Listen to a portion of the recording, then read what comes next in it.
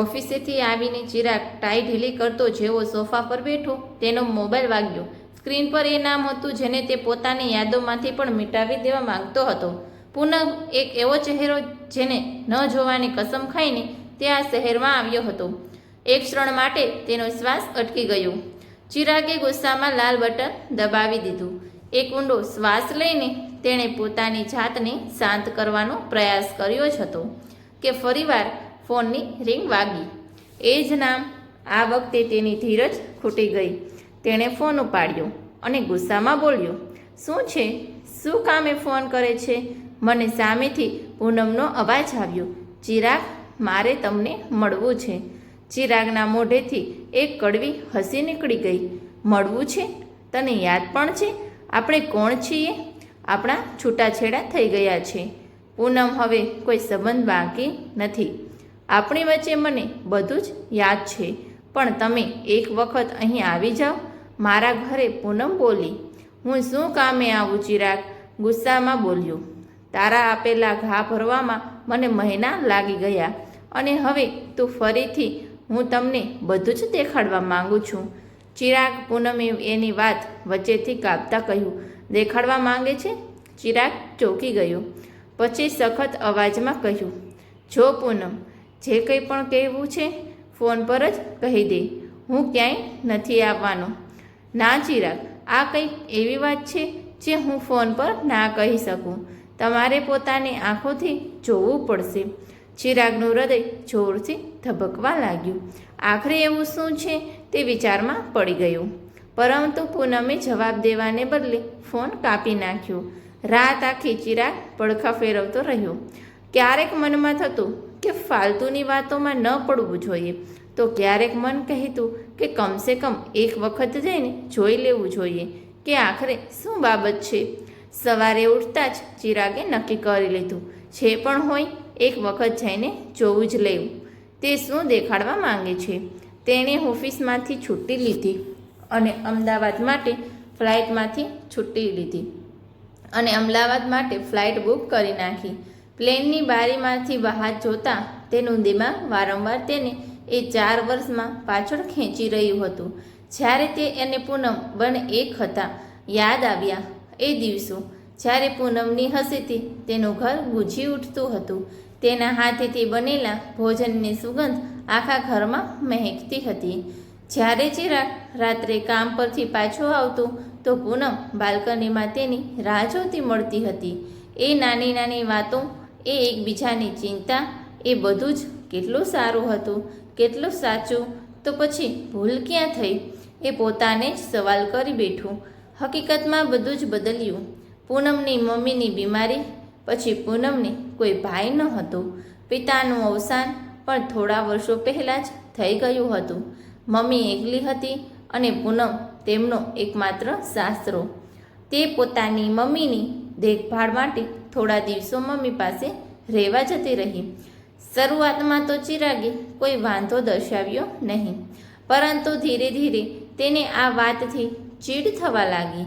તેને પૂનમની કમી ખલતી હતી. તેનો ગુસ્સો ફોન પર નીકળવા લાગ્યો.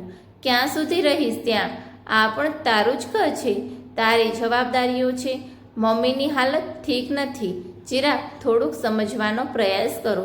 પૂનમના અવાજમાં એક લાચારી હતી, પરંતુ ચિરાગ તેની સ્થિતિને સમજવાનો ક્યારેય પણ પ્રયાસ કરતો નહોતો. ચિરાગની જીદના કારણે તે પાછી આવી ગઈ, પરંતુ મમ્મીની હાલત હજી પણ એવી જ હતી. પૂનમે પોતાની મમ્મીને પોતાની સાથે રાખવાની વાત કહી, તો પણ ચિરાગે વાતને ટાળી નાખી. તે દરમિયાન તેણે કલ્પેશ પાસે મદદ લેવાનું વિચાર્યું. કલ્પેશ એ પૂનમનો માનેલો ભાઈ છે. તેના જ મહોલ્લામાં પડોશમાં રહેતો હતો. મમ્મીની દવાઓથી લઈને ડૉક્ટર સુધી કલ્પેશ દરેક કામમાં તેની મદદ કરતો હતો. પૂનમ ઘણી વખત તેને ફોન કરતી અને અહીંથી જ ચિરાગના મનમાં શંકા પેદા થવા લાગી. ચિરાગનો પુરુષવાદી અહંકાર તેને એ માનવ નહોતો દઈ રહ્યું કે તેની પત્નીની બીજા કોઈ પુરુષની મદદની જરૂર પડી શકે છે. તેને લાગવા લાગ્યું કે પૂનમ તેનાથી કંઈક છુપાવી રહી છે. આગલા દિવસે ફરી કલ્પેશ સાથે વાત થઈ તો ખબર પડી કે મમ્મીની હાલત ફરીવાર બગડવા લાગી છે. પૂનમ પાછી પોતાની મમ્મી પાસે આવી ગઈ. ચિરાગની શંકા હવે વધારે ઊંડી થતી ગઈ. તે ધીરે ધીરે તેમના પ્રેમની મજબૂત ઇમારતને નબળી કરી રહ્યો હતો. હવે તેના ફોન કોલમાં એક જાસૂસ જેવી પૂછતાછ થતી હતી. એક રાત્રે લગભગ 11 વાગ્યે ચિરાગે પૂનમને ફોન કર્યો. ફોન વ્યસ્ત હતો.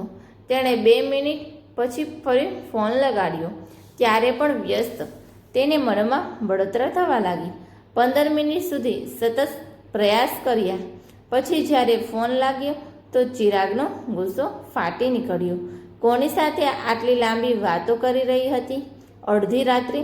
તેના અવાજમાં તેજાબ ભળેલું હતું. પૂનમ આખા દિવસની ભાગદોડ અને મમ્મીની સેવાથી ખૂબ જ થાકી ગઈ હતી. ચિરાગ કલ્પેશભાઈને ફોન કર્યો હતો. મમ્મીની સવારથી દવાઓ ખતમ થઈ ગઈ હતી, એ જ લખાવી રહી હતી. પછી પૂનમે કલ્પેશના વખાણ કરતાં કહ્યું, એ ના હોત તો ખબર નહીં હું મમ્મીને કઈ રીતે સંભાળત. આટલું સાંભળીને ચિરાગની અંદર જાણે આગ લાગી ગઈ. દવાઓ લખાવી રહી હતી. ચિરાગ ઝેરેલી હસી હસ્યો. રાતના 11 વાગ્યે દવાઓ યાદ આવી રહી છે કે દવાના બહાને કંઈક બીજું જ ચાલી રહ્યું છે? મને બધું સમજાય છે. પૂનમની આંખમાં આંસુ આવી ગયા. તમે શું કહી રહ્યા છો ચિરાગ? મારા પર શંકા કરી રહ્યા છો? શંકા નહીં, વિશ્વાસ છે મને. ચિરાગે રાડ પાડી. હું અહીં તારી રાહ જોઈ રહ્યો છું અને તું ત્યાં બીજા કોઈની સાથે વાત અધૂરું મૂકીને તેને ફોન કાપી નાખ્યો. એ રાત્રે પૂનમ સૂઈ ના શકી. જે પતિના પ્રેમ ઉપર તેને અભિમાન હતું, આજે તેણે જ તેના ચરિત્ર પર એવો દાગ લગાડી નાખ્યો હતો જેને ધોવો અશક્ય હતો. આગલા દિવસે ચિરાગ જાણ્યા વગર પૂનમના પિયર પહોંચી ગયો.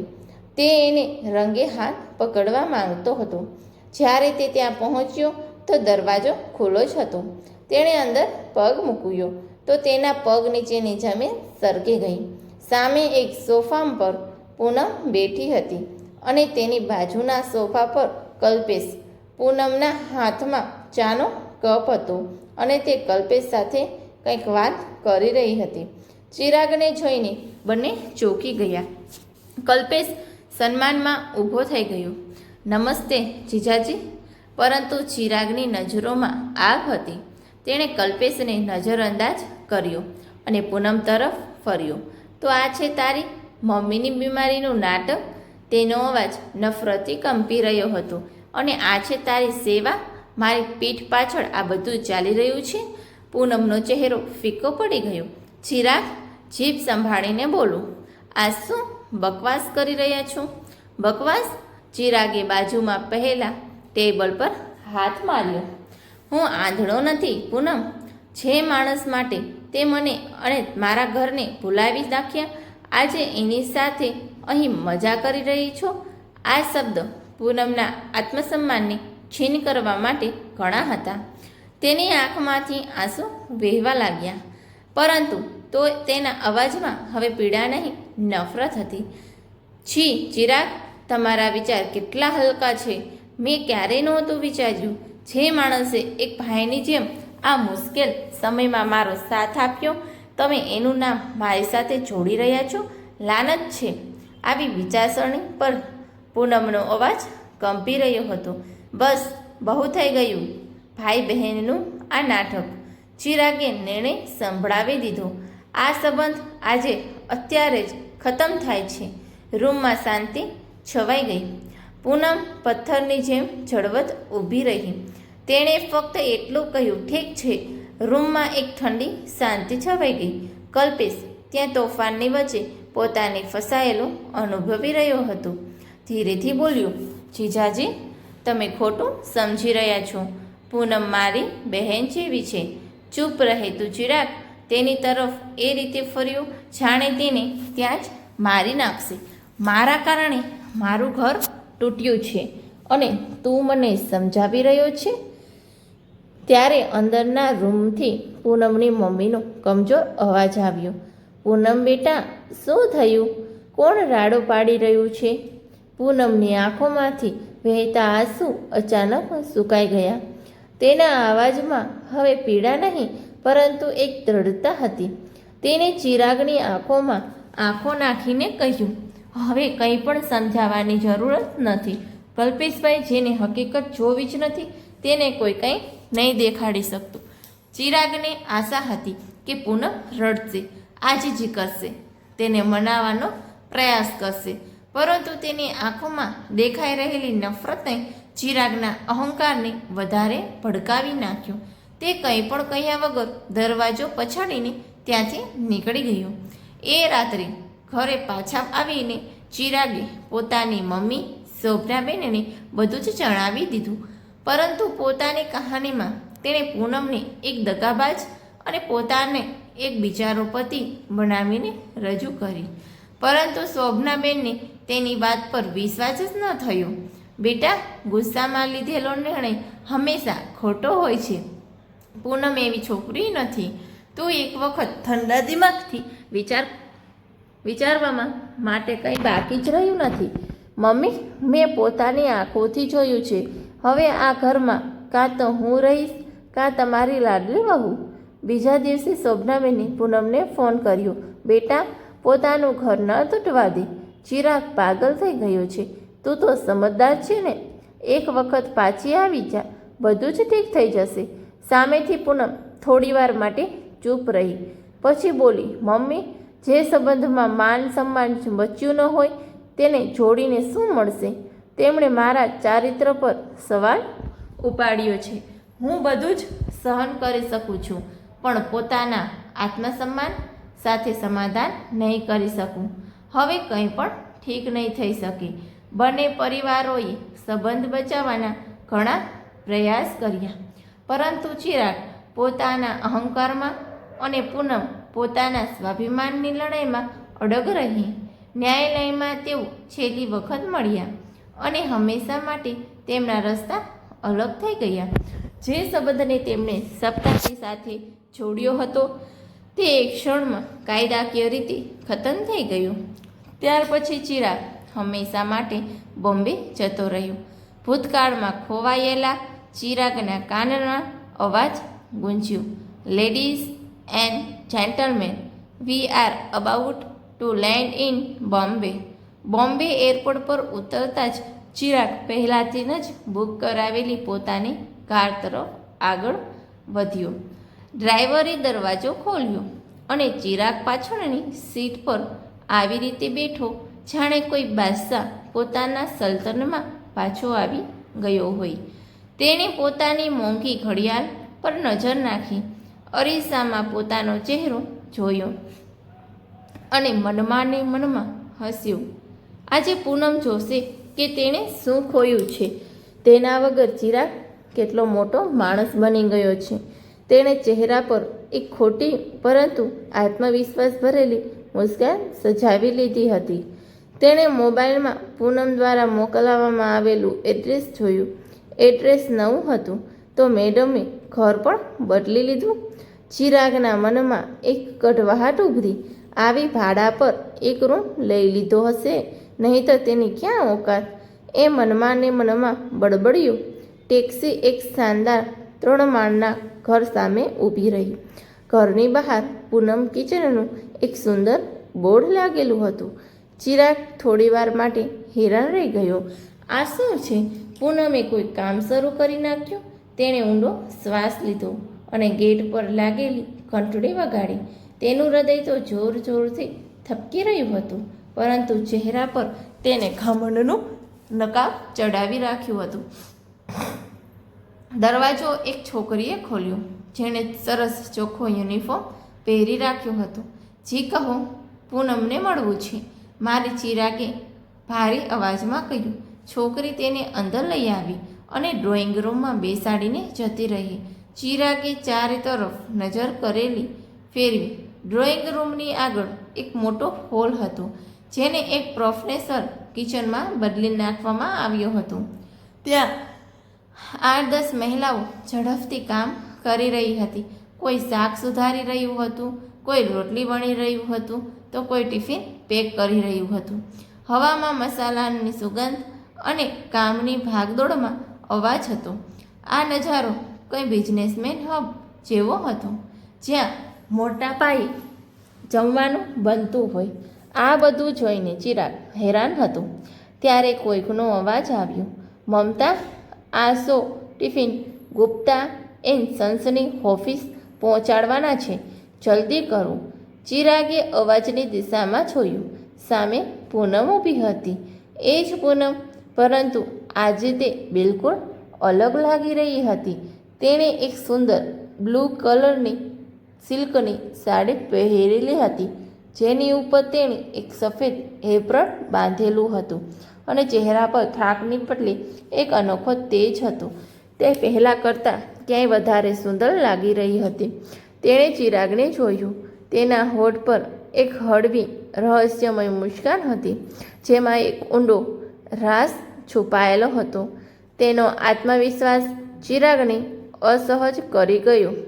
આવી ગયા તમે. તેનો અવાજ બિલકુલ શાંત હતો, પરંતુ ચિરાગને એ શાંતિમાં એક તોફાનનો અંદેશો થયો.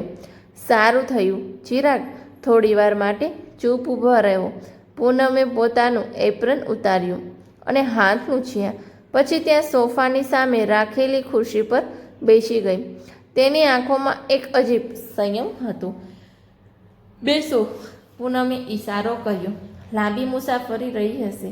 ચિરાગે પોતાનું સૂટ ઠીક કર્યું અને સોફા પર બેસતા જ બોલ્યા, હા, આમ તો મારા માટે બોમ્બેથી અમદાવાદ આવવું કોઈ મુશ્કેલ વાત નથી. બિઝનેસ ક્લાસમાં મુસાફરી કરું છું. પૂનમે તેની વાત સાંભળી, પરંતુ તેના ચહેરા પર કોઈ પ્રભાવ આવ્યો નહીં. સારું છે, તેણે ફક્ત એટલું જ કહ્યું. આ પ્રતિસાદ ચિરાગની આશા કરતાં બિલકુલ ઊંધો હતો. એ ઈચ્છતો હતો કે પૂનમ પ્રભાવિત થાય, તેનાથી જલન અનુભવી અથવા કમસે કમ કોઈ તો ભાવ દેખાડે, પરંતુ તેને કોઈ ફરક જ પડ્યો નહીં. આ બધું શું છે? ચિરાગે ચારે તરફ જોતા પૂછ્યું. ક્યારથી? મતલબ આ બિઝનેસ? પૂનમે હળવી મુસ્કાન આપી. તમારાથી અલગ થયા પછીથી પહેલાં ફક્ત 8-10 લોકો માટે ટિફિન બનાવતી હતી. હવે રોજના લગભગ 350 ટિફિન નીકળે છે. અમદાવાદની 3 કંપનીઓનો કોન્ટ્રાક્ટ છે મારી પાસે. ચિરાગને હવે જલન થવા લાગી.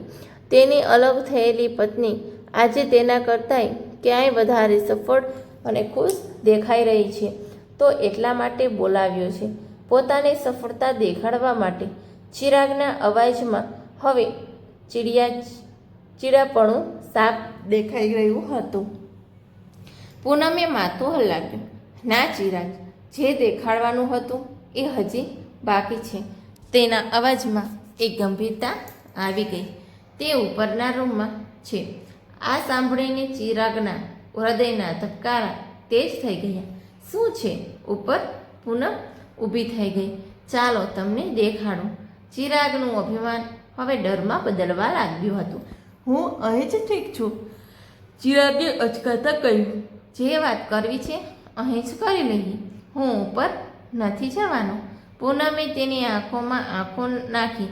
ચિરાગ, જ્યારે આટલી દૂર આવી જ ગયા છો તો થોડા ડગલા વધારે જે આજે હું તમને દેખાડીશ ને તે જોયા પછી કદાચ તમને તમારી મિલકત, રૂપિયા, સંપત્તિ, રૂવાબ બધું જ અર્થહીન લાગશે. તેણે દરવાજા તરફ ઈશારો કર્યો. ચાલો મારી સાથે. ચિરાગનું હૃદય જોરથી ધબકી રહ્યું હતું. પૂનમના અવાજમાં એક એવી હકીકત હતી જે તેને ડરાવી પણ રહી હતી અને પોતાની તરફ ખેંચી પણ રહી હતી. તે ન ઈચ્છવા છતાં પણ એક સમોહિત વ્યક્તિની જેમ તેની પાછળ પાછળ ચાલી નીકળ્યું. સીડીઓ તરફ. તે અજાણ્યા સ્થળ તરફ જ તેના હોશ ઉડાવવા હતા. ઉપરના માળનો નજારો નીચે કરતાં બિલકુલ અલગ હતો. અહીં એક નીરવ શાંતિ હતી. પૂનમે એક બંધ દરવાજાની સામે આવીને અટકી ગઈ. તેણે દરવાજા પર હાથ રાખ્યો, પરંતુ તેને બોલ ખોલ્યો નહીં. તે ફરી તેણે એક નજર ચિરાગ પર નાખી. ચિરાગ પોતાના આ અભિમાનને, પોતાના ગુસ્સાને થોડીવાર માટે બહાર જ છોડી દેજો. ચિરાગ કંઈ બોલી ન શક્યો. અંદર જવાથી પહેલાં એક વાત પૂછ, પૂનમે કહ્યું. ચિરાગે માથું હલાવીને હા પાડી. પોતાની મમ્મી સાથે છેલ્લી વખત ક્યારે વાત કરી હતી? તમે? આ સવાલ એક તીરની જેમ ચિરાગના છાતીમાં લાગ્યો. તેણે યાદ પણ નહોતું. કદાચ 2 મહિના પહેલાં અથવા તો 3 તેણે કોઈ જવાબ દીધો નહીં. બસ પોતાની નજર નમાવી લીધી. પૂનમે એક ઊંડો શ્વાસ લીધો. કદાચ તમારે જવાબ આપવાની જરૂરત પણ નથી. એટલું કહીને તેણે ધીરેથી દરવાજાને ધક્કો માર્યો. દરવાજો ખુલ્યો અને અંદરનું દૃશ્ય જોઈને ચિરાગની આંખો સામે અંધારું છવાઈ ગયું. હૃદયના ધબકારા જાણે અટકી ગયા અને તેના પગ નીચેની જમીન સરકી ગઈ. એક પલંગ પર એક વૃદ્ધ મહિલા સૂતેલા હતા. તે વૃદ્ધ મહિલા બીજું કોઈ નહીં, તેની પોતાની મમ્મી શોભનાબેન હતા. પરંતુ આ એમાં નહોતી જેને તે ઓળખતો હતો. આ તો બસ એક હાડપિંજર હતું. ચહેરા પર ઘણી બધી કરચલીઓ પડી ગઈ હતી. આંખો અંદરથી બાજુ ઘસી ગઈ હતી અને ગાલ હાડકાથી ચોંટી ગયા હતા. તેમના માથાની પાસે એક ગ્લુકોઝની બોટલ ટીંગાયેલી હતી અને બાજુના ટેબલ પર દવાઓની બોટલનો ઢગલો હતો. ચિરાગના મોઢામાંથી એક ચીસ નીકળતા રહી ગઈ. તે પોતાની જ માને ઓળખી શકતો ન હતો. મમ્મી! ધીરેથી તેનો અવાજ નીકળ્યો.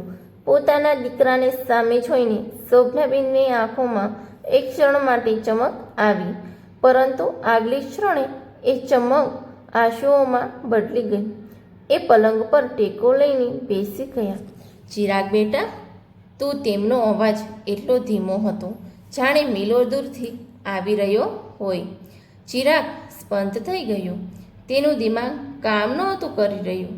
એ જે શાન દેખાડવા આવ્યો હતો, એ ઘમંડ, એ અકડ, બધું જ એક ક્ષણમાં ઓળગીને આંખોના રસ્તે વહેવા માટે તૈયાર હતું. એ ડગમગતા પગલે પલંગ પાસે પહોંચ્યો. મમ્મી! તમે અહીં કઈ રીતે? તમારી આ હાલત, આ શું થઈ ગયું? એક જ શ્વાસમાં ઘણા સવાલો પૂછી ગયો. તમે તો ભાઈ પાસે હતા, તો પછી આ હાલતમાં અહીં કઈ રીતે? શોભનાબેને કંઈ કહી શક્યા નહીં. બસ તેમની આંખોમાંથી આંસુઓની ધારા વહી નીકળી. પૂનમે જે હસી સુધી ચૂપચાપ દરવાજા પર ઊભી હતી આગળ વધી. તેણે શોભનાબેનના માથા પર હાથ ફેરવ્યો અને તેમના આંસુ લૂછ્યા. પછી તેણે ચિરાગ તરફ જોયું. જવાબ જોઈએ તમને તો પૂછો મમ્મીને અને સાંભળો તેમના દીકરાની કહાની, જે પોતાની માને એક જવાબદારી સમજીને મોટા ભાઈના દરવાજા પર છોડી આવ્યો હતો અને પછી ક્યારે પણ પાછું વળીને એ પણ ન પૂછ્યો કે તે જીવિત પણ છે કે મરી ગઈ. પૂનમના શબ્દ ચિરાગને કોઈ કાંટાની જેમ લાગી રહ્યા હતા. તે ત્યાં જ પલંગ પાસે ઘૂંટડિયા ભેટ જમીન પર બેસી ગયું. પોતાની મમ્મીના સુકાયેલા કરચલી ભરેલા હાથને પકડીને બેઠો હતો. તેના આંસુ હવે રોકાવાનું નામ નહોતા લઈ રહ્યા. મમ્મી બોલો ને, આ બધું કઈ રીતે થયું? તેનો અવાજ સાંભળીને શોભનાબેનની આંખોમાંથી ફરી આંસુ વહેવા લાગ્યા. તેમણે ચિરાગના માથા પર હાથ ફેરવતા કહેવાનું શરૂ કર્યું. જ્યારે તું જતો રહ્યો હતો, મને લાગ્યું હતું ચલો એક નહીં તો બીજો દીકરો તો છે તારો ભાઈ. શરૂઆતમાં ખૂબ જ ધ્યાન રાખતો હતો, પરંતુ ધીમે ધીમે હું તારી ભાભીની આંખોમાં ખટકવા લાગી. તેને મારું ત્યાં રહેવું બોજ લાગવા લાગ્યું. તેની વાતો કાંટાની જેમ મારા મનમાં લાગતી હતી. ક્યારેક કહેતી, મમ્મી તમે તો આખો દિવસ પલંગ પર જ પડ્યા રહો છો, તો ક્યારેક સંભળાવતી આમની દવાઓનો ખર્ચો તો જુઓ, અડધા ઘરનું રાશન આવી જાય. હું બધું સાંભળતી હતી બેટા, અને ચૂપચાપ સહન કરતી હતી. વિચારતી હતી કે હવે આજ મારું ઘર છે, ક્યાં જઈશ? એક દિવસ તારા ભાભીએ સાફ સાફ કહી દીધું, કે એ હવે મારી જવાબદારી નહીં ઉપાડી શકે. એ દિવસે ઘરમાં ખૂબ જ ઝઘડો થયો. મેં આશાભરી નજરે તારા ભાઈ તરફ જોયું. મને લાગ્યું કે તે પોતાની માં લડશે, પોતાની પત્નીને સમજાવશે, પણ તે તો ચૂપ રહ્યો. બેટા, તેણે પોતાની પત્નીને એક શબ્દ પણ કહ્યો નહીં. એ રાત્રે હું સમજી ગઈ કે હવે આ ઘરમાં મારી જગ્યા નથી. આગલી સવારે તારો ભાઈ મારી પાસે આવ્યો. બોલ્યા, મમ્મી ચાલો આજે તમને મંદિરે દર્શન કરાવીને આવું, તમારું મન હળવું થઈ જશે. હું એટલી ખુશ હતી કે બેટા, મેં વિચાર્યું મારા દીકરાએ પોતાની ભૂલ સમજાઈ ગઈ. હું સારા કપડાં પહેરીને તેની સાથે ગાડીમાં બેસી ગઈ. ગાડી શહેરની બહાર એક મોટી જૂની બિલ્ડિંગ સામે ઊભી રહી. તેણે મારો હાથ પકડ્યો અને મને ગેટની અંદર લઈ જઈને બોલ્યો, મમ્મી હવેથી આ જ તમારું ઘર છે. હું તેને બોલાવતી રહી, રાડ પાડતી રહી, પણ તેણે એક વખત પણ પાછળ વળીને જોયું નહીં. બેટા, એકવાર પણ નહીં. એ વૃદ્ધાશ્રમ હતો. ચિરાગ આટલું કહેતા શોભનાબેન રડી પડ્યા. પછી આગળ બોલ્યા, ફક્ત નામનો આશ્રમ પણ હતો નરક કરતાં પણ ખરાબ.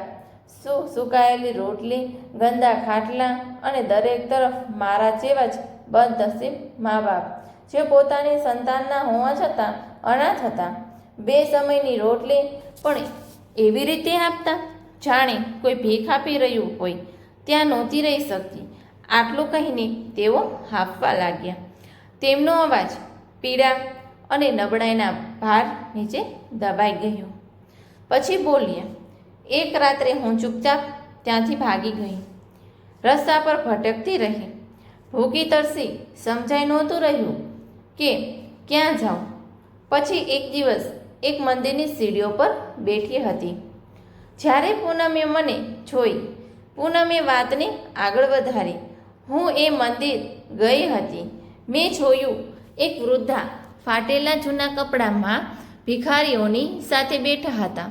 હું બાજુમાંથી પસાર થવાની જ હતી, પરંતુ પછી મેં તેમનો ચહેરો જોયો. મમ્મીની આવી હાલત જોઈને હું તેમને ઓળખી જ ના શકી. જ્યારે ચહેરો ઓળખાયો તો મારા હોશ ઉડી ગયા. હું તેમને ઘરે લાવી, પણ ત્યાં સુધીમાં તેમની હાલત ઘણી બગડી ગઈ હતી. પાછલા 2 મહિનાથી તેઓ અહીં જ છે. મારી સાથે બધી જ વાત સાંભળીને ચિરાગનું દિમાગ શૂન્ય થઈ ગયું. જે માએ બંને ભાઈઓને આંગળી પકડીને ચાલવાનું શીખવ્યું, આજે એ જ મા રસ્તા પર ભટકવા માટે છોડી દેવામાં આવી હતી. ચિરાગનું માથું શરમ અને ગ્લાનથી નમેલું હતું. તેણે પૂનમ તરફ જોયું. તે મને પહેલાં કેમ ન કહ્યું? પૂનમે તે એક ફોન કેમ ન કર્યો? તેના અવાજમાં એક ફરિયાદ હતી. પૂનમ બોલી, યાદો કરો, તમને ફોન કર્યા હતો. એક નહીં, ઘણીવાર કર્યો હતો. દરેક વખતે તમારો ફોન કાં તો વ્યસ્ત હતો, અથવા તમે ઉપાડ્યો નહીં, અથવા તો ઉપાડીને હું બિઝી છું એમ કહીને મૂકી દીધો. પૂનમની વાતો કોઈ હથોડાની જેમ ચિરાગના માથા પર લાગી રહી હતી. તેને યાદ આવ્યું, હા, અમુક મિસ કોલ હતા જેણે તેને નજરઅંદાજ કરી નાખ્યા હતા. પૂનમે પોતાની વાત પૂરી કરી નાખી. ચિરાગ, તમે ક્યારે જાણવાનો પ્રયાસ કર્યો જ નહીં. તમે પોતાની દુનિયામાં એટલા મગ્ન થઈ ગયા હતા કે તમે ક્યારે પાછું વળીને જોયું જ નહીં. તમે એ પણ ભૂલી ગયા કે તમારી એક મા પણ છે. ચિરાગ પાસે કોઈ જવાબ નહોતો. તે પોતાની જ નજરમાં એક ગુનેગાર બનીને ઊભો રહ્યો. ત્યારે શોભનાબેને કમજોર અવાજમાં કહ્યું, ભૂલ તારી કે તારા ભાઈની નથી બેટા, ભૂલ મારી છે. જેણે તમારા જેવા પથ્થરદિલ દીકરાઓના જન્મ આપ્યો. એક માના મોઢેથી નીકળેલા આ શબ્દ કોઈ પણ દીકરા માટે મોત કરતાં પણ વધારે ખરાબ હતા. શોભનાબેને આગળ કહ્યું, અને જો પોતાની જ જે પત્ની પર તે શંકા કરી છે, જેને તે ઘરેથી કાઢી નાખી, આજે તેના કારણે જ હું અહીં જીવતી છું. એ દિવસ રાત માટે સેવા કરે છે. બેટા, પોતાની હાથેથી ખવડાવવું છે. મારા મેલા અને ગંદા કપડાં પણ ધોયા છે, જે એક સગી દીકરી પણ ન કરી શકે. એ બધું જ મારી આ વહુએ કર્યું છે. ત્યારે પૂનમ બોલી, મેં કોઈ ઉપકાર નથી કર્યો મમ્મી, મારા માટે તમે મારી મા સમાન છો. જ્યારે મેં પોતાની મમ્મીની મુસીબત અને દુઃખના સમયે એકલી ના મૂકી તો તમને કઈ રીતે છોડી દેતી? મારી મમ્મી તો મને મૂકીને દુનિયામાંથી જતી રહી, પરંતુ હું તમને ખોવા નહોતી માંગતી. આ સાંભળીને ચિરાગનું હૃદય જાણે ફાટી પડ્યું. એ સ્ત્રી જેને તેને દગાબાજ કહી હતી, જેના પર આટલા ખરાબ આરોપ લગાવ્યા હતા, આજે તેણે જ તેની માનો જીવ બચાવ્યો હતો. તેનો ઘમંડ, તેની અકડ, તેનું આખું અસ્તિત્વ આજે પૂનમના પગની ધૂળની જેવું દેખાઈ રહ્યું હતું. રૂમમાં ફરીવાર ભારી શાંતિ છવાઈ ગઈ. આ શાંતિની થોડી દરવાજા પર થયેલા એક હળવા ટકોરાએ, અંદર આવી જાઓ દીદી, એક ઓળખીતો અવાજ હતો. ચિરાગ દરવાજા તરફ જોયું. દરવાજા તરફ કલ્પેશ ઊભો હતો. એ જ કલ્પેશ જેને જોઈને 1 વર્ષ પહેલાં ચિરાગે પોતાનું ઘર બરબાદ કરી નાખ્યું હતું. તેના હાથમાં દવાઓનું એક પેકેટ હતું. કલ્પેશે ચિરાગને જોયું. એક ક્ષણ માટે અટક્યું, પરંતુ પછી તેને નજરઅંદાજ કરીને સીધો શોભનાબેન પાસે આવ્યો. કેમ છે માસી હવે? તમને તેણે ખૂબ જ લાગણીથી પૂછ્યું. જુઓ, હું તમારી બધી દવાઓ લઈ આવ્યો. કલ્પેશે દવાઓ ટેબલ પર રાખી. પૂનમે કહ્યું, દીદી, બીજી કોઈ વસ્તુની જરૂર હોય તો કહી દેજો, અત્યારે જાઉં છું. કલ્પેશના ગયા પછી પૂનમ પણ જવા માટે ઉઠી. હું નીચેનું કામ જોઈને આવું છું, તમે અહીં જ બેસો. મમ્મી પાસે ચિરાગ હજી પણ આઘાતમાં હતો. તે કંઈ બોલ્યો નહીં. પૂનમના ગયા પછી રૂમમાં ફક્ત તે અને તેની મમ્મી રહ્યા ગયા હતા. પછી શોભનાબેને બોલ્યા, તું જાણે છે પૂનમ કોણ છે? એ હીરો છે બેટા, કોહિનૂર હીરો. અને તું તો એ અભાગ્યો છે જેણે હીરાને કાચનો ટુકડો સમજીને રસ્તા પર ફેંકી દીધો. પણ મમ્મી, એણે ચિરાગ કહીને કંઈક કહેવા માંગતો હતો. ચૂપ કર. શોભનાબેનનો અવાજ થોડો ઊંચો થઈ ગયો. હું બધું જાણું છું. તે પોતાની મમ્મીને પોતાની પાસે લાવવા માંગતી હતી જેથી તેમની સેવા કરી શકે, પણ તે ના પાડી દીધી. અને કલ્પેશ, જેને તું પોતાનો દુશ્મન સમજે છે ને, એનો ભાઈ છે, એક માનેલો ભાઈ. જે છોકરીનો પોતાનો કોઈ સગો ભાઈ નથી હોતો ને, તેણે કોઈને ભાઈ માની લીધો હતો. શું ખોટું કર્યું? એણે કહે, મને શું ખોટું હતું? આમાં દરેક શબ્દ એક ચાબુકની જેમ ચિરાગની આત્મા ઉપર પડી રહ્યા હતા. તો ખૂબ જ સફળ માણસ બની ગયો છે, નહીં? સારી નોકરી, સારી ગાડી, મોટું ઘર, ઘણી બધી બેંક બેલેન્સ, પણ મન તો તારું એક કોડીનું પણ નથી. ચિરાગે પોતાની મમ્મીના હાથ પકડી લીધા.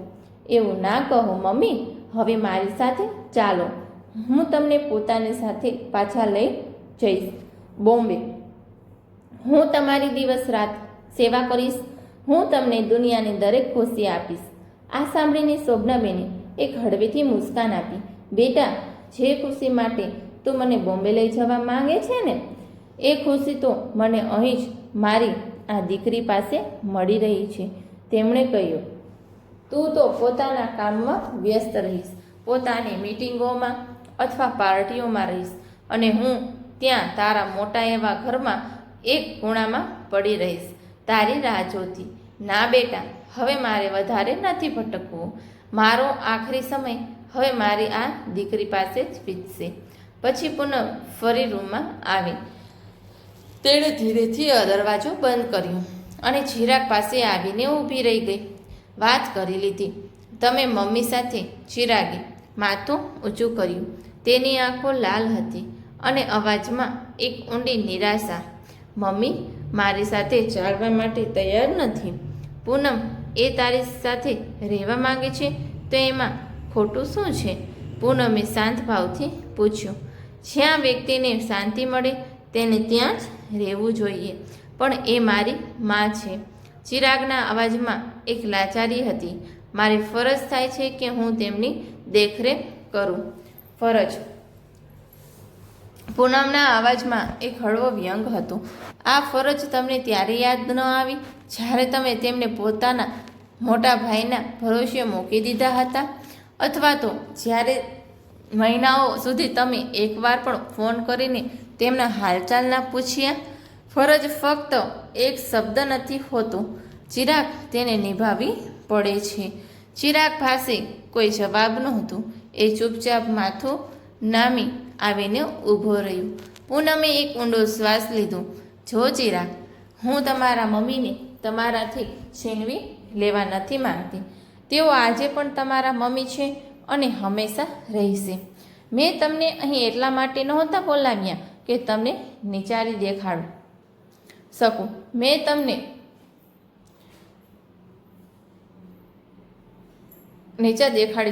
તમને ફક્ત એટલા માટે બોલાવ્યા હતા જેથી તમે પોતાની આંખોથી એ હકીકત જોઈ શકો જેનાથી તમે મોઢી ફેરવી લીધું હતું.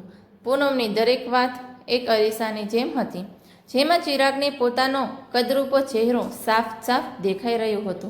એ સ્ત્રી જેણે પોતાની જિંદગીમાંથી કાઢી નાખી હતી, આજે તે એને જિંદગી અને સંબંધોનો સૌથી મોટો સબક શીખડાવી રહી હતી. ચિરાગ જ્યારે ઘરથી બહાર નીકળ્યો તો રાત પડી ગઈ હતી. તેણે ડ્રાઈવરની બાજુની એક હોટલમાં ચાલવા માટે કહ્યું. હોટલના આલિશાન રૂમમાં પહોંચીને તે પલંગ પર પડી ગયો. રૂમની ખામોશી તેને કાપવા દોડી રહી હતી. તેની આંખો સામે વારંવાર મમ્મીનો કમજોર, લાચાર ચહેરો ફરી રહ્યો હતો. ચિરાગ વિચારમાં પડી ગયો. પૂનમ પાસે સૌથી સરળ રસ્તો હતો કે તે મમ્મીને જોઈને અનદેખા કરી દેતી, અથવા તો ભાઈને સૂચિત કરી દેતી અને તે મમ્મીને પાછા લઈ જાત. પરંતુ તેણે એવું ન કર્યું.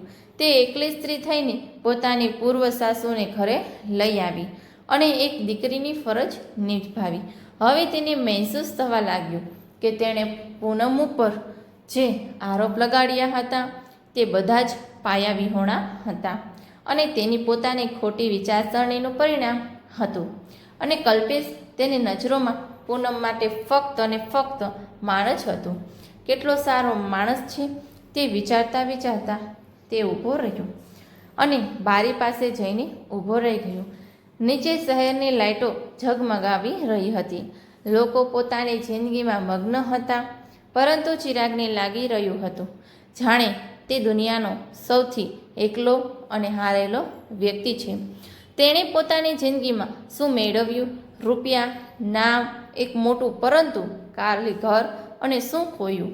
એક પ્રેમ કરવાવાળી નેકદિલ પત્ની, એક મમતાદાયી મા અને સૌથી વધીને પોતાનું આત્મસન્માન. રાત આખી તે જાગતો રહ્યો, પોતાના ભૂતકાળ અને વર્તમાનની વચ્ચે ઝૂલતો રહ્યો.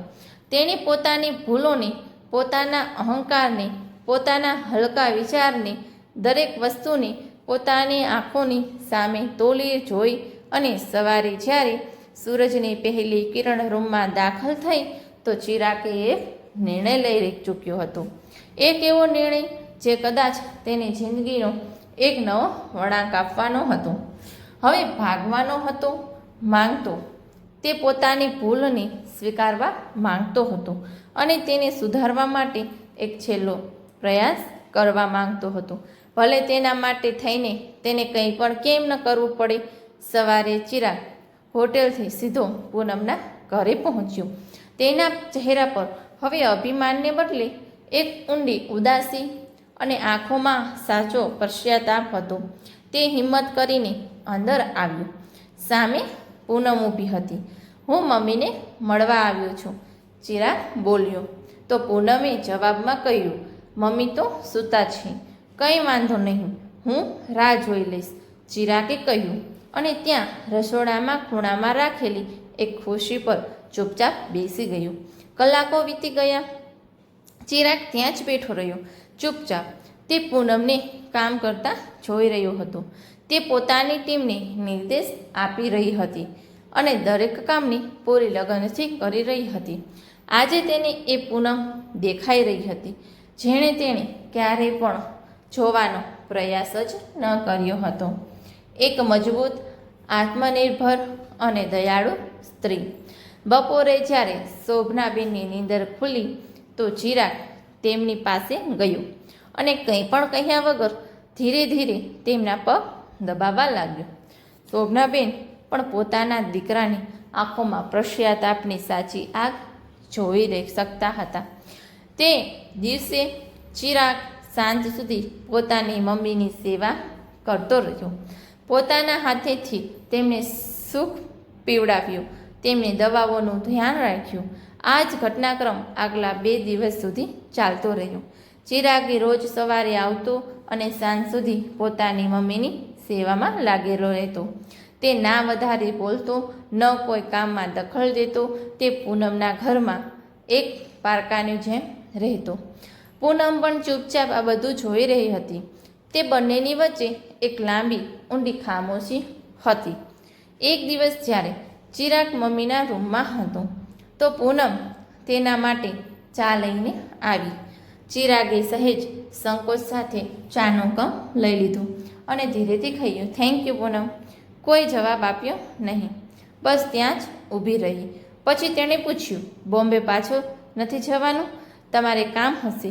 ચિરાગે માથું નમાવી લીધું. મેં મારી ઓફિસમાં 1 મહિનાની છુટ્ટી લઈ લીધી છે. જ્યાં સુધી મારી મમ્મી ઠીક નહીં થાય ત્યાં સુધી હું નહીં જાઉં. હું અહીં જ રહીશ. આ સાંભળીને પૂનમની આંખોમાં એક ક્ષણ માટે હેરાનીનો ભાવ આવ્યો. તમારે એવું કરવાની જરૂરત નથી, પૂનમે કહ્યું. હું મમ્મીનું ધ્યાન રાખી રહી છું. ચિરાગ બોલ્યો, હું જાણું છું, પણ જે કામ એક દીકરાએ કરવું જોઈએ તે જ હું હજી સુધી નથી કરી શક્યો. હવે મને તે કરવા દે. પૂનમ પ્લીઝ, મને મારી ભૂલ સુધારવાની એક તક આપી દે. હવે પૂનમ કંઈ બોલી ન શકી. તે બંને વચ્ચેની ઠંડી ખામોશી અને આજે પહેલી વખત તૂટી હતી. ચિરાગે આજે ફક્ત પોતાની મમ્મીની સેવા જ નહોતી કરી, પરંતુ તે પૂનમના ઘરના નાના મોટા બધા જ કામોમાં મદદ કરી રહ્યો હતો. કોઈ ભારે સામાન ઉપાડવો પડ્યો તો તે મદદ માટે આગળ આવી ગયો. જો બજારથી કોઈ સામાન લાવવાની જરૂરત પડી તો તે લઈ આવ્યો. બપોરે પૂનમે જોયું કે તેના રસોડાની સીંક જામ થઈ ગઈ છે. પ્લમ્બરને આવવામાં વાર હતી અને કામ અટકી ગયું હતું. ચિરાગે આ જોયું તો તે પોતે જ સાધન લઈને તેને ઠીક કરવામાં લાગી ગયો. 2 કલાકની મહેનત પછી જ્યારે સીંક ઠીક થઈ ગઈ તો ચિરાગના કપડાં અને હાથ પૂરી રીતે ગંદા થઈ ગયા હતા. પૂનમે તેની જોતી રહી ગઈ. આ એ જ ચિરાગ હતો જે ક્યારેય પોતાના કપડાં પણ કબાટમાંથી પોતે જ નીકાળતો હતો, જેને પોતાના કપડાં પર એક નાનકડો ડાઘ પણ સહન નહોતો થતો. આજે એ જ માણસ કોઈ પણ સંકોચ વગર ગંદા પાણીમાં હાથ નાખીને સાફ કરી રહ્યો હતો. જ્યારે ચિરાગે હાથ ધોઈને પૂનમ તરફ જોયું તો પૂનમની આંખોમાં આંસુ હતા. આ બધું કરવાની જરૂરત નથી, ચિરાગ તેણે ધીમા અવાજે કહ્યું. જરૂર છે પૂનમ, ઘણી જરૂર છે. મેં તને ઘણા દુઃખ આપ્યા છે. હું તે દુઃખોને ઓછા તો ના કરી શકું, પરંતુ પશ્ચાતાપ તો કરી શકું ને. પૂનમને પહેલી વખત લાગ્યું કે ચિરાગ હકીકતમાં બદલાઈ ગયો છે. તેનું અભિમાન, તેની અકળબદ્ધ બધું જ પીગળીને એક સારા માણસના રૂપમાં ઢળી રહ્યું હતું. એક એવો માણસ જે પોતાની ભૂલોને સ્વીકારી ચૂક્યો હતો અને તેને સુધારવા માટે કોઈ પણ હદ સુધી જવા માટે તૈયાર હતો. આગલી સવારે સૂરજની કિરણો ઘરમાં એક નવી આશા લઈને દાખલ થઈ. ચિરાગ મમ્મીના રૂમમાં જવાનો જ હતો કે ત્યારે દરવાજા પર ઘંટડી વાગી. એ સમયે કલ્પિસ કોઈ કામથી ઘરે આવ્યો. તે રસોડામાં પૂનમ સાથે કંઈક વાત કરી રહ્યો હતો. ત્યારે ચિરાગે તેને જોયો. એક ક્ષણ માટે ચિરાગના પગ અટકી ગયા. તેનો ભૂતકાળ ફરીવાર આંખોની સામે ફરી ગયો. તેણે હિંમત ભેગી કરી અને કલ્પેશને અવાજ દીધો. કલ્પેશ, શું હું તારી સાથે 2 મિનિટ વાત કરી શકું? કલ્પેશે અને પૂનમ બંને ચોંકી ગયા. કલ્પેશ સહેજ અચકાતો ડ્રોઈંગ રૂમમાં આવ્યો. ચિરાગે તેની સામે ઊભો હતો, પરંતુ તેની નજરો નીચી હતી. હું જાણું છું કે માફી માંગવાથી મારા કરેલા અપરાધ ઓછા તો નહીં થાય, પરંતુ આજે હું તમારા બંનેની સામે પોતાના તે દરેક શબ્દ માટે માફી માંગુ છું. જે મેં તમારા સંબંધ પર કીચડ ઉછાળવા માટે કહ્યા હતા. તેણે કલ્પેશની આંખોમાં જોઈને કહ્યું, કલ્પેશ, મેં પોતાની અસુરક્ષા અને પોતાના ઘમંડમાં આંધળા થઈને તારા પર કેટલા ખરાબ આરોપ લગાડ્યા, પણ તું એક ભાઈની જેમ હંમેશા પૂનમ અને મારી મમ્મી સાથે ઊભો રહ્યો અને મેં તને ખરાબ સમજ્યું. જો થઈ શકે તો પોતાના આ ગુનેગાર ભાઈને માફ કરી દેજે. પછી તે પૂનમ તરફ ફર્યો. તેની આંખોમાંથી આંસુ વહી રહ્યા હતા. અને પૂનમ, હું સાચા મનથી તારી પાસે માફી માંગુ છું. ત્યારે પૂનમ બોલી, અમુક ભૂલો માફીની લાયક નથી હોતી. હું આજે પણ એ દિવસ નથી ભૂલી શકી જ્યારે તમે ભરેલી અદાલતમાં કહ્યું હતું કે તમે મારી સાથે એક ક્ષણ પણ નથી રહેવા માંગતા, કેમ કે હું એક ચરિત્રહીન સ્ત્રી છું. હવે ચિરાગ એકદમથી રોઈ પડ્યો. હું જાણું છું મેં તારા આત્મસન્માનને ઠેસ પહોંચાડી છે. કદાચ તેની ભરપાઈ હું આજીવન નહીં કરી શકું, પણ આજે ખરેખર મને પોતાની ભૂલનો અહેસાસ છે. રૂમમાં એક ઊંડી શાંતિ છવાઈ ગઈ. કલ્પેશ અવાક ઊભો હતો અને પૂનમની આંખો પણ ભીની હતી. તેને ક્યારેય નહોતું વિચાર્યું કે જે ચિરાગનું અભિમાન પહાડ જેવું હતું તે આજે આવી રીતે તૂટીને માફી માંગશે. કલ્પેશે આગળ વધીને ચિરાગના ખંભા પર હાથ રાખ્યો. જીજાજી, જે વીતી ગયું તે વીતી ગયું. તમે પોતાની ભૂલ માની રહ્યા છો એ જ મોટી વાત છે. મારા મનમાં તમારા માટે કોઈ મેલ નથી. કલ્પેશના શબ્દો સાંત્વના જેવા હતો, પરંતુ સાચો નિર્ણય તો હજી બાકી હતો. સાચો ગુનેગાર તો તે પૂનમનો હતો, જેની જિંદગી તેણે બરબાદ કરી નાખી હતી. કલ્પેશના ગયા પછી ચિરાગ ત્યાં જમીન પર ઘૂંટણ ભેર બેસી ગયું. તેણે પૂનમની આગળ પોતાના હાથ છોડી દીધા. પૂનમ, હું જાણું છું કે હું તારે લાયક નથી. હું તારી પાસે પોતાની જિંદગીમાં પાછા આવવાનો હક પણ નથી માંગતો. હું બસ એટલું આ સંબંધની પોતાના પ્રેમની ભીખ માંગી રહ્યો છું. મને એક તક આપી દે પૂનમ, મને પોતાને સાબિત કરવા માટે એક આખરી તક આપી દે. તેને રડતા રડતા કહ્યું, હું તારો પતિ નહીં, તારો જીવનસાથી બનીને રહેવા માંગુ છું. તારો બિઝનેસ, તારી ઓળખાણ બધું એવું જ રહેશે. હું બસ તારી જિંદગીનો ભાગ બનવા માંગુ છું. પૂનમ જળવંત બનીને તેને જોતી રહી. તેની આંખોની સામે આજે એ જ ચિરાગ હતો જેણે તેને ખૂબ જ પ્રેમ કર્યો હતો.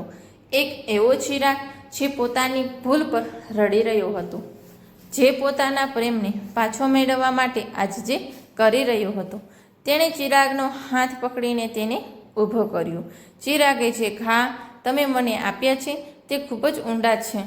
તેને ભરાવામાં સમય લાગશે. મને વિચારવા માટે થોડો સમય આપી દો. એ રાત્રે ના ચિરાગ સૂતો ના પૂનમ બંને પોતપોતાના મનના તોફાનથી લડતા રહ્યા. અડધી રાત્રે ચિરાગના ફોનની ઘંટડી વાગી. સ્ક્રીન પર પૂનમનું નામ જોઈને તેનું હૃદય જોરથી ધબકવા લાગ્યું. હેલો, તેણે ધ્રુજતા અવાજે કહ્યું. સામેથી પૂનમનો શાંત પરંતુ દ્રઢ અવાજ આવ્યો. ચિરાગ, મેં ઘણું વિચાર્યું અને મને લાગે છે કે દરેક સંબંધને એક બીજી તક મળવી જોઈએ અને દરેક માણસની પણ. ચિરાગની આંખોમાંથી ખુશીના આંસુ વહેવા લાગ્યા. તે કંઈ બોલી ન શક્યો, પરંતુ એક શરત છે, પૂનમે કહ્યું. દરેક શરત મંજૂર છે પૂનમ, ચિરાગે તરત કહ્યું. આ સંબંધ હવે બરાબરીનો હશે.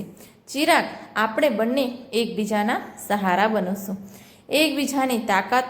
તમે મારી ઉડાનને નહીં રોકો. મંજૂર છે? ચિરાગે રડતા રડતા કહ્યું. હંમેશા માટે મંજૂર છે પૂનમ. હું આજે પોતાનું ટ્રાન્સફર અમદાવાદમાં કરાવવા માટે એપ્લાય કરી નાખું છું. ફોન કપાઈ ગયો, પરંતુ બંનેના મનના તૂટેલા તાર આજે ફરીવાર જોડાઈ ગયા હતા. આગલી સવારે સૂરજની પહેલી કિરણની સાથે કોઈએ દરવાજા પર ટકોરો કર્યો. પૂનમ બહારે આવી તો જોયું. દરવાજા પર ચિરાગ ઊભો હતો. તેના હાથ ખાલી હતા, પરંતુ તેની આંખો આજે ભરેલી હતી. તેમાં સાચો પ્રેમ હતો અને પૂર્ણ સમર્પણ હતું. અંદર આવતા જ એ પૂનમની સામે ઘૂંટણભે બેસી ગયું અને બસ એટલું જ કહી શક્યું, તારા વગર મારી જિંદગી અધૂરી છે. હું તને ફરી ક્યારેય ખોવા નથી માંગતો. ભરી આંખે પૂનમે તેને ઊભો કર્યો અને ગળે લગાવી લીધો. ભાવનાઓના બધા જ બંધ એકસાથે તૂટી ગયા અને બંને રડવા લાગ્યા. તો મિત્રો, આ વાર્તા પરથી આપણને શીખવા મળે છે કે પતિ અને પત્ની બંને સમાન છે. પતિએ ક્યારે પણ પત્નીને પોતાની ગુલામ કે પોતાનાથી નીચે ન સમજવી જોઈએ. તો મિત્રો, અંતમાં પૂનમે જે નિર્ણય લીધો એ બરાબર હતો કે નહીં, પોતાનું મંતવ્ય કોમેન્ટમાં જરૂરથી જણાવજો. અને જો મિત્રો વાર્તા પસંદ આવી હોય તો અમારી ગુજરાતી સ્ટોરી ચેનલને લાઈક અને સબસ્ક્રાઈબ જરૂરથી કરી દેજો, જેથી કરીને અમારા વિડીયોની માહિતી તમને મળતી રહે. તો ફરી મળીશું એક નવી વાર્તા સાથે. ત્યાં સુધી આપ સૌને જય શ્રી કૃષ્ણ. રાધે રાધે.